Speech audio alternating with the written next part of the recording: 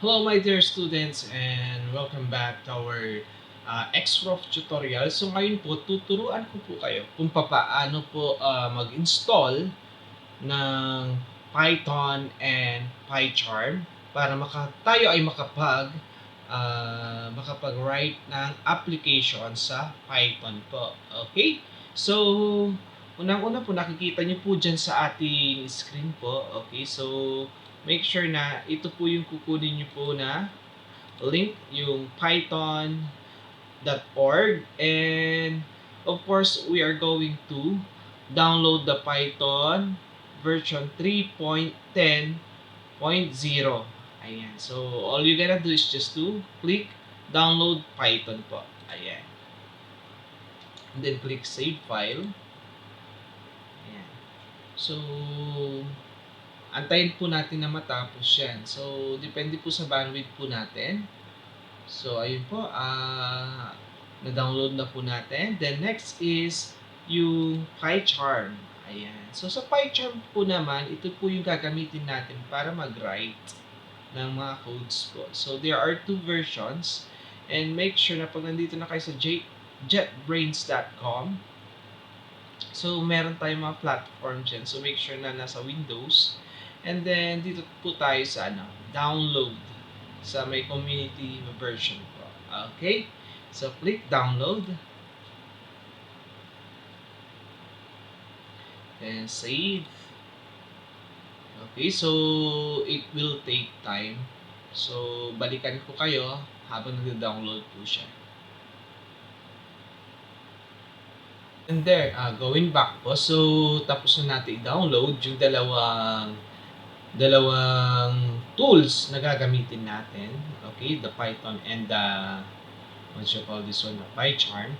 So, check natin ngayon yung downloads folder po natin. So, here, makikita na po natin na nandyan po si Python and the Pycharm community version po. So, ang gagawin lang po natin is right-click po natin yan, then run as administrator, then click yes. Ayan lang po. Okay? So, here, sabing ganon, saan ba natin i-install yung ating, okay, yung Python. So, default setting ba? Or are we going to customize? Kapag customize po, dito po siya. Ayan. So, of course, hindi na tayo mag-customize dito. So, ang gagawin din natin dito is add Python 3.10 to path para mag-set siya sa variables po natin sa global variables. So, every time na tatawagan mo si Python, andun po siya. Okay? Maka-call po yung mismong program. So, here, click nyo lang yan. Then, install now. Ayan. Okay?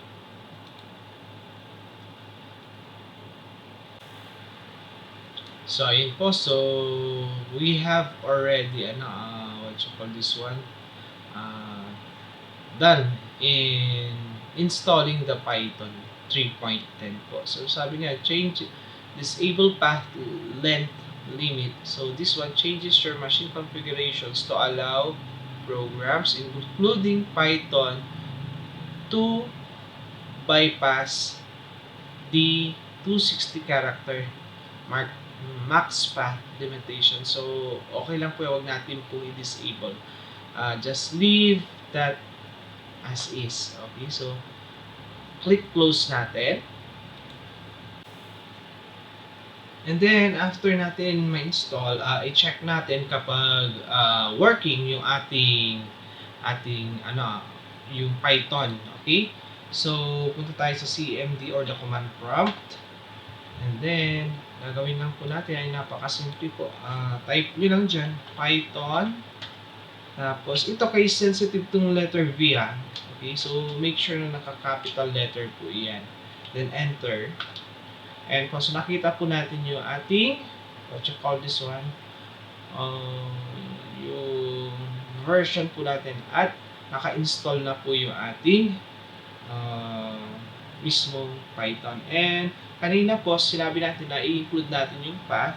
So, kapag tinype natin yung set dyan, basically, ayun na po, si Python po ay naka-include na po sa path po natin. Kaya, no need na pumunta po tayo doon sa folder. For example, ito, users, tapos update ka, local, programs, Python. Hindi mo na kailangan pumasok dyan every time na i-check mo yun or mag-fire up ka ng command kasi it was already included in the path.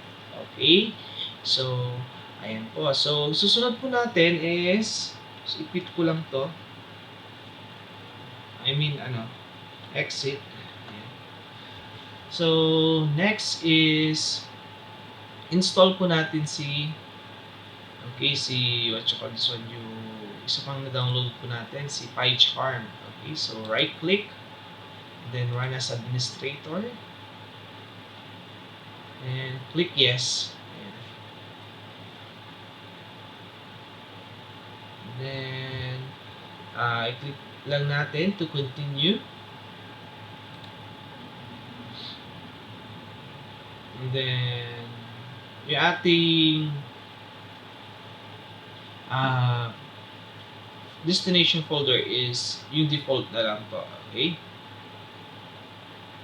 So, click next. So, sabi nga nila, update path variable. Okay?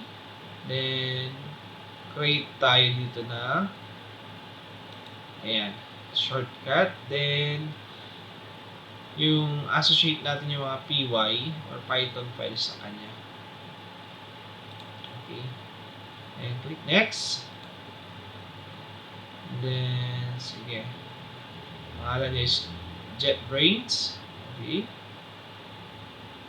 Okay, sabi niya kasi doon, choose start a new folder. So, JetBrains. So, install natin siya. So, with that, antayin natin siya matapos. So, depende po sa bilis ng installer po. So far, medyo matagal ito. Kaya, babalikan ko po kayo ulit after mag-install. So, ayun, tapos na po mag-install. So, ang susunod na po is i-click na natin na I want to manually reboot later sa akin kasi kailangan ko pa i-stop yung recorder ko. As for you, pwede nyo na po i-reboot. Okay? So in your action, it would be reboot now. Then, click finish po. Okay? Then, balikan ko kayo after kung mag-restart po. Okay, so next po ay ang gagawin na po natin ay magti-testing po tayo ng isang program. Let's say, parang simple, message lang, parang welcome to Python programming, for example. Ayan. So, fire up natin si Pycharm. Ayan. Kasi gumawa tayo ng shortcut eh. So, dito, okay, scroll down nyo lang, then I confirm that I have read the user agreement, then continue. Okay, so dito, don't send na lang or send anonymous statistics. So, I either pwede po. So, don't send na lang.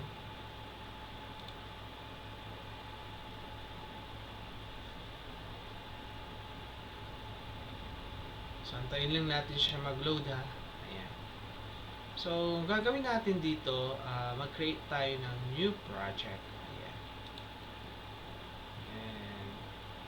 Saan ba natin ilalagay yung location ng ating project? So, dito lang yan sa Pycharm projects po. Okay? So, dito, siguro gawin natin dito is, gawa tayo ng isang sa Pycharm projects na yan. So, gawin mo dito, message, ayan. Message na lang, okay? Message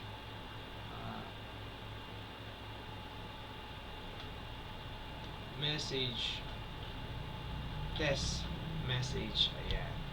So, yan po yung pangalan ng ating project. Okay? So, here almost all is okay naman na yan. So, dito naman wala ka na makiklik dyan. Okay, so as is na po yan, then create po natin.